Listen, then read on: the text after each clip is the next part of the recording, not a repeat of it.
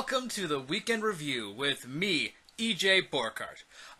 This week we are going to discuss what has happened this week in the Beast Blades.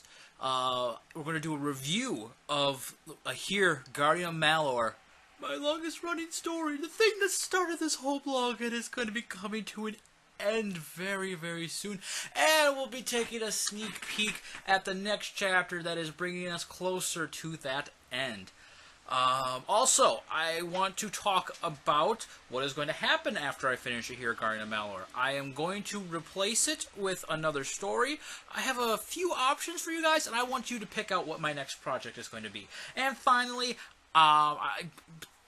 I did sell a book last weekend, or I published one, sorry. I published a book last weekend, and I want to tell you guys about the book and where you can find it if you are interested in getting a copy of said book. But that's enough talking about what we're going to talk about. That's meta-talking. Are we done with the meta-talking? I think we're done meta-talking. Let's talk about Beast Blades. Now, this week in Beast Blades, General Aldrich has come up with the plan of sneaking Terra and Apollos into the city so they can get repairs and supplies for their equipment. But the only way they can do that, since Aldrich left shortly before and everyone knows who Apollos and Terra are now, is for Aldrich to claim that he captured them and he wants them to be held as prisoners while these repairs are being made before he delivers them to Geraldo himself. This works out just fine until the Acerbi decide, you know what, we're not going to wait for Aldrich to get ready to go. He's taking his time. He's got his feet up. We're going to just take the prisoners, and we're going to take them to Geraldo for him. Of course, Terra and Apollos strongly argue against this. They very much so say, no. Aldrich is going to take us. He wants to take us himself. You guys should just leave us here for Aldrich. Acerbi ignore them and start dragging them to Geraldo. And Terra is able to distract them because they injure Apollos while dragging him out of his cage. And Terra's like, you guys really need to check on him. He has important information that Geraldo will want to know. So they go to check on him, and Terra runs away. And she manages to hide in a wagon train while the Acerbi are searching for her. Half of them go after her, half of them stay and start taking Apollos on to Geraldo. Aldrich gets awakened and by a guard. He's suffering from a very bad hangover because he decided to drink away the problems that he has caused to the city. And he finds out that the Acerbi have taken his prisoners. And so he rushes after Apollos and Terra, his new allies. And he is able to catch up with the ones that have Apollos. Free Apollos after arguing with the Acerbi for a while. And then they decide they need to go after Terra, who Terra has been discovered when she tried to sneak off of the wagons and get back into the city to try and find Aldrich. She's captured by the Acerbi, and they begin to mistreat her for her misbehavior, and then take her on to Geraldo. So, that is what happened this week in Beast Blades. I just did a very brief summary. If you have missed this chapter and you want to go back and check it out, you can find it on my blog. The whole chapter should be up on my site. Now, we'll talk about the reason why everyone is really here. Chapter 16 of Ahir, Guardian of Malor. Previously on Ahir, Guardian of Malor. Actually, no, we're not going to talk about that yet. We're going to talk about what's happened so far in Ahir, Guardian of Malor. So, the story thus far. Ahir is a street performer who one day has a little monkey named Barbo barrel into his life and give him a sword called the Gladio Prodigat. Gladio Prodigat is a magical sword that is the only thing that can kill Arius Avum, which is what Barbo is. Turns out that when Arius Avum, or humans, which we find out later, comes through a portal, they transform into whatever is in their heart. So apparently Barbo has a monkey in his heart. Not sure what that exactly says about him, but there you go. He wants Ahir to keep the Gladio Prodigat safe from the other Acerbi that are going to be sent through the portal. Sorry, not Acerbi. Arius Avum that are going to be sent through the portal by Lang Khan to try and retrieve it, because it's the only thing that can kill Arius Avum, therefore the only way he can take the throne from his father. And Ahir goes through many fights with the Gladiator Project, fighting against Arius Avum that have come through as these hideous, powerful monsters, with nothing but his acrobatic skills and the sword. Also, the sword has a special seal cast on it so that it isn't sharp in the hands of anyone but Ahir. It might as well be a club. Ahir's the only one who can use it. Eventually, Ahir is joined by Trixie, a young female, who at first is just hanging around trying to help however she can, which against these monsters with nothing is pretty much nothing. But she likes Ahir and she wants to stay close to him. And then there's another person who is given an artifact named Milton, who has the Poega Jorzi, or the gravity bow. The way it works is you shoot off 2 arrows. The first target you hit is the target that you selected. The second target is your anchor, and the target is drawn toward the anchor. It affects how gravity's relations between things. So instead of just being pulled toward the Earth super strongly, it kind of negates that and pulls it toward whatever the other arrow is hit. He has been sending Arius Avum through the portal that way. Unfortunately, he does meet up with Ahir. He doesn't like Ahir because he's been killing Arius Avum, and he thinks that there's a way to save these people without killing them. Oh, I should mention, Lang Khan, one of his major accomplishments in his life was he invented magic. Unfortunately, when he turned evil, magic turned evil with him. So if you use magic enough, it will corrupt you and make you into Lang Khan's minion. You love Lang Khan. You worship Lang Khan. You want to do everything you can for Lang Khan. And so Milton thinks there's a way to save these people, to turn them back to normal.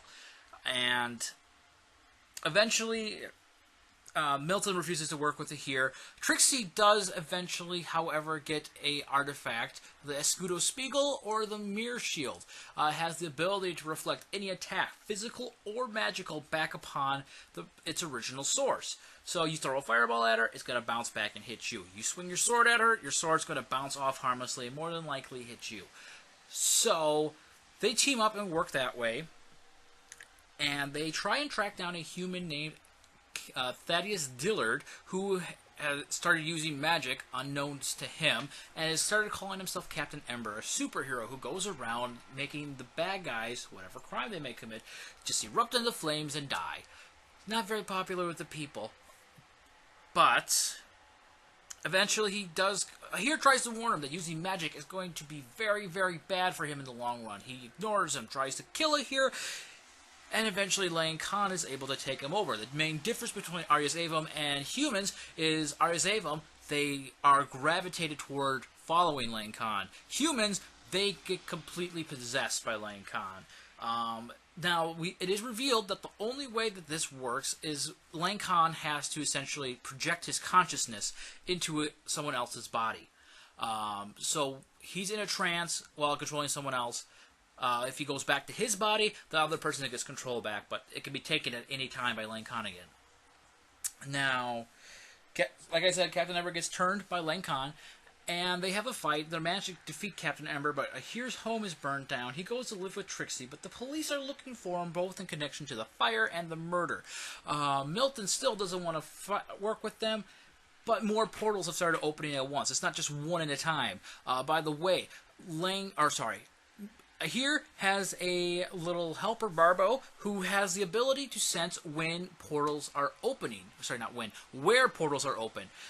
And Milton has a little hawk buddy that is also an Arius Avum that has the ability to sense when and where portals will open. And more portals are opening up to the point where they realize they have to work together to figure out, you go cover this one, I'll cover this one. Unfortunately, during one of their first times doing this, Ahir gets captured by the police and arrested.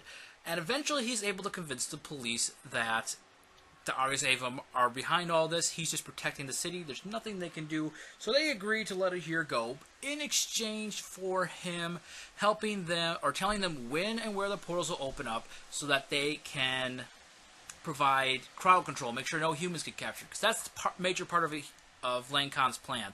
He's going to capture humans, bring them through the portal, turn them into monsters, have them attack the cities, make the people defend themselves with magic, even though they can't be hurt, and get more followers that way. It's all an effort to increase his ranks. And for a long time, Ahir and Milton are able to thwart these plans.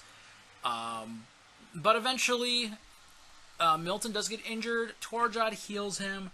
And, this surprises Arias Avum because they expect him to be injured and easy prey. And then Milton overhears Torjad talking with Lang Khan, saying that he has a plan for how they can turn Ahir and get the control over the sword. Milton tries to confront him. He loses an eye, tied up and thrown inside a wall. Not very helpful to anyone. Portals open up and humans are taken. Trixie and Ahir are wondering, why isn't Milton calling us? He agreed to tell us when these portals were going to open. So they go looking for, or Trixie goes looking for Milton, and Ahir goes to fight some Arias Avum by himself. Arias Avum follow through with Torjad's plan. They kidnap Barbo to make Ahir go nuts, start using magic like crazy, and he does get turned just in time for Trixie to show up and see him become evil, or possessed by Lang Khan anyway, goes through the portal, and they find Milton. Trixie and Milton decide that they are going to follow Ahir over to the Arias Avum world and try to save him and get the sword back. They get many volunteers from the Arias Avum, and they get more magical artifacts that help them. Trixie gets a helmet that helps her to run faster so she can use her shield more efficiently. Milton gets gauntlets that allow him to fly. This way he is able to get into better positions to snipe people with his bow. They and their many volunteers go to fight Lang Khan, and they get into a big battle down below. Milton and Trixie sneak away with the help of Syllabo, the Arias Avum that went through to help Trixie, and a couple other volunteers, and they end up running up the tower stairs to get to Lang Khan's throne room. Now, that is the story thus far. A sneak peek of what's coming is that, I will say this, they get into the fight against Lang Khan. Lang Khan achieves his victory, what he's been going for, hence why the chapter is called Lang Khan's Victory. And then, let's just say that the seal ends up getting broken on the sword so that anyone can use it. And the only other thing I'll give you is there's only one more chapter after this one, so it's getting pretty gosh darn close to the end. It's exciting. I hope you'll come back and check it out. That has been the review of Ahir and the sneak peek of Ahir. So now that Ahir is going to end, we have a few options of what the next story. I mean, I know the story's not going to start for another 2 months or so, but I'd like to start planning for what I'm going to do, get some outlines made up. So the first one, story idea I'm going to pitch to you, is a direct sequel of Ahir. Milton is going to end up going back to the human world and going to work with the police to fight crime. So he's going to become a superhero. So that is one possibility, watching Milton be a superhero and fight against crime in the city.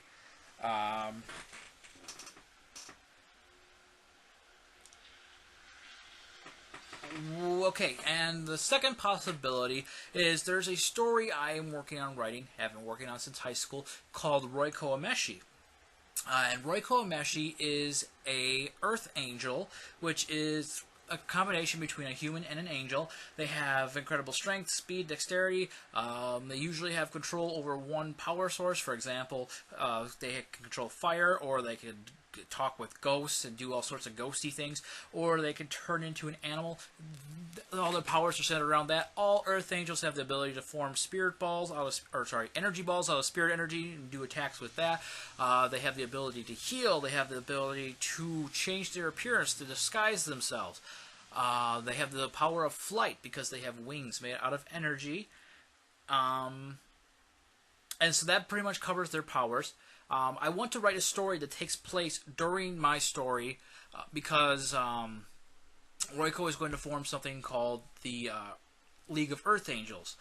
And what that is it's going to be the first time Earth Angels ever all grouped together. Usually they are supporting their own individual communities and send them out to fight against crime and demonic warriors throughout the land, sending them out on patrols in different parts of the country together.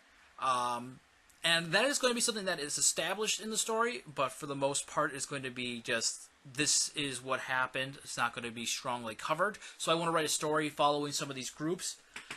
So that is an option. And my third option is a story about a superhero team called the Outcasts. I have all the heroes that are going to be in the team planned out, so I'll give you a rundown of them. The main hero is a guy whose power is he can project his consciousness into random objects, turn them into golems, and fight with that. His partner is a man named Radar, who is a telepath that he projects his body into, his mind into the other guy, the main hero's body, when he goes into different golems and stuff. And you know what? I'm not going to go into too much details about it, but that is a possibility for another story. A group of heroes that are, for the most part, rejected by society. So yes, those are my three choices. If you would leave your opinion on what story you want me to continue with down below, I would appreciate it. And so here's the announcement I am most excited to tell you about. Last Saturday, I published my book, The KOTC, or Kids on the Case. You saw the cover at the very beginning of this video. If you made it this far, thank you for continuing on. It is a story about a group of 6 friends who decide that instead of spending the summer playing video games, they would much rather help their community and go fight some crime.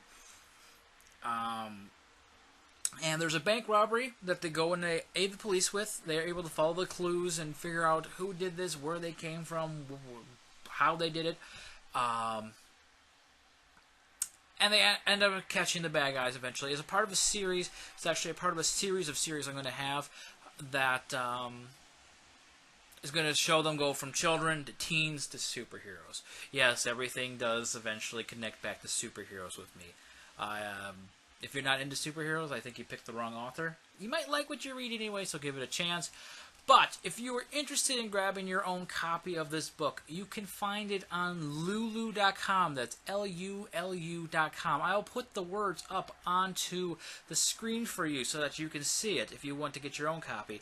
Just search for Kids on the Case. You should be able to find it, no problem.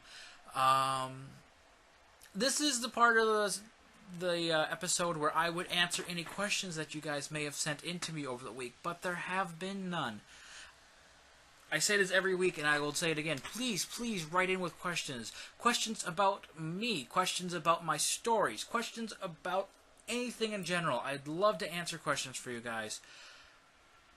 So that's about it for this video. Thank you once again for coming out and checking it out.